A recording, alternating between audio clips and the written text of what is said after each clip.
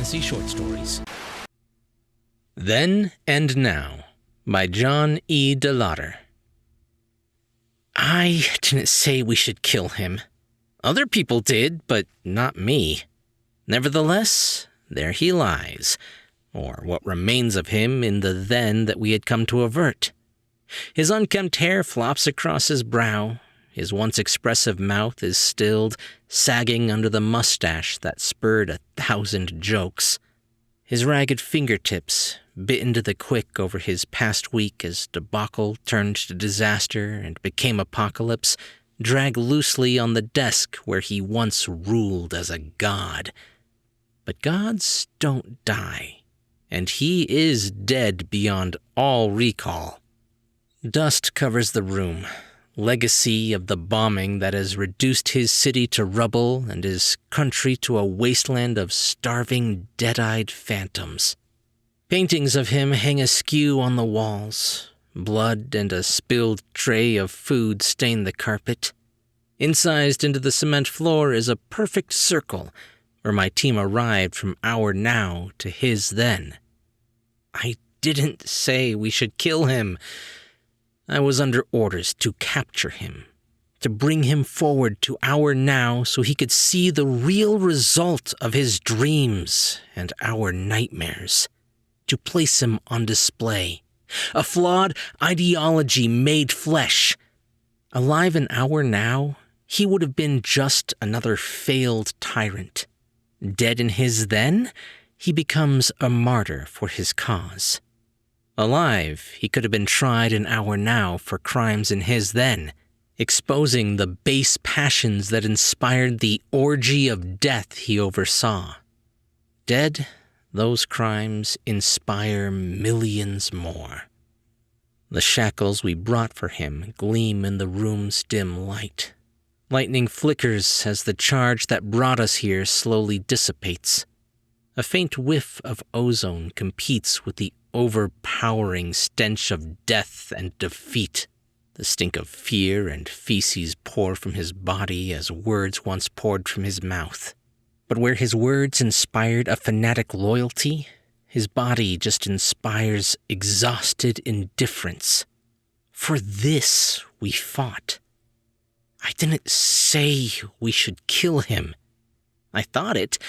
God knows I thought it.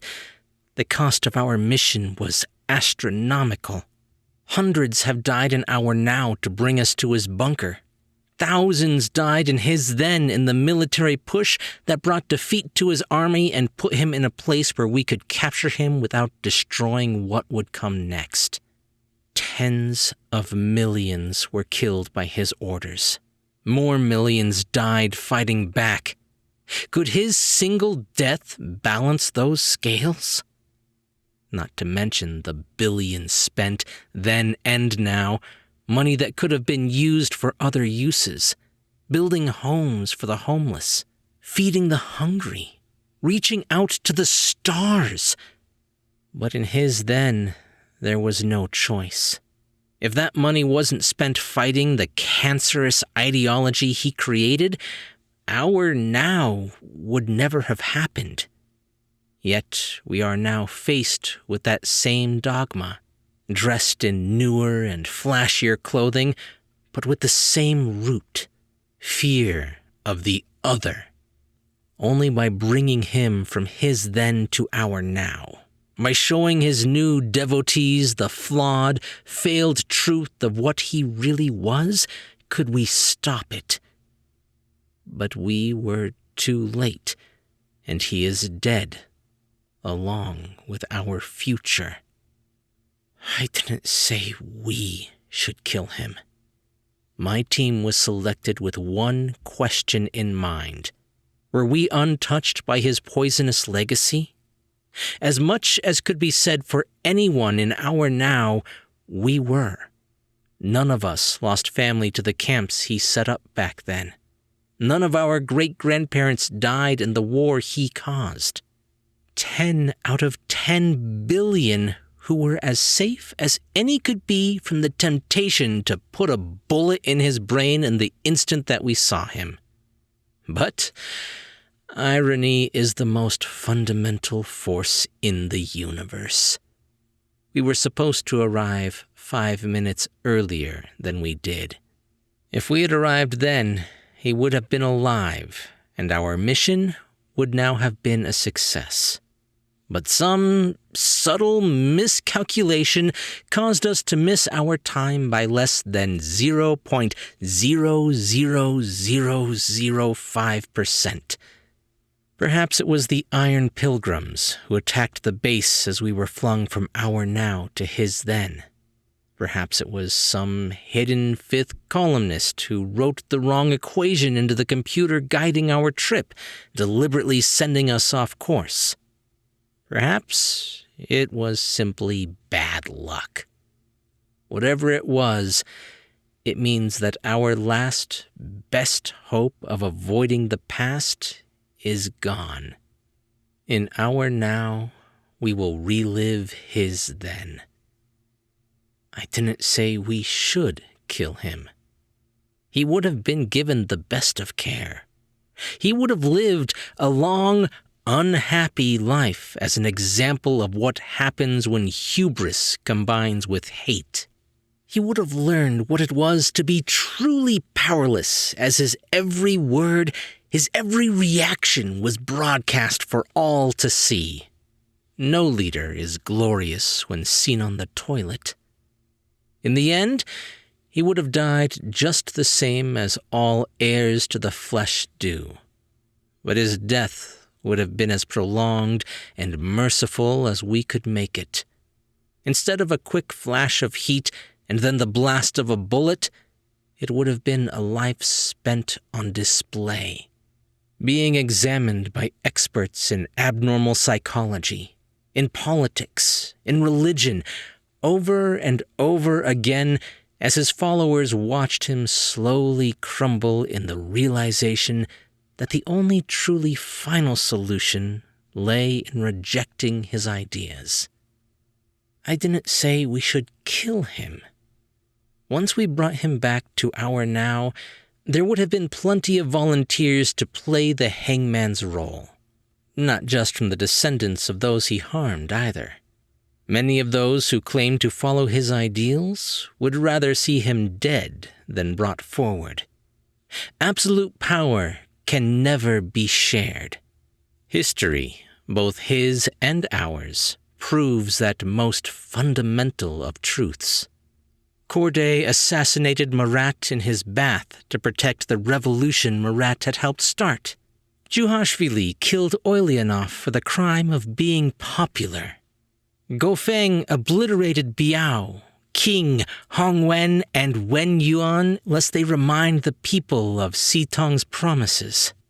And Erickson would have killed him just to ensure that the new millennial reign was uncontaminated by anything more than distorted memories of the failed first attempt. But we would have kept him alive. I didn't say we should kill him. His followers, maybe. Those who proclaim the gospel of his old hate, perhaps. Sooner or later, they will start the war that his desperate journey was supposed to prevent. And then we will have no choice but to kill those who would kill us. War is never the best choice. Only a megalomaniac or a fool seeks it out. War can only ever be the least worst choice. When the choice is between fighting to the death or being killed, then you fight. At the very least, you can protect others. And now, that is all that is left. Erickson will refight the war he lost, relight McCord's pyres, and reopen Soar's camps. And we will fight them every step of the way. To do any less is to allow his then to forever become our now.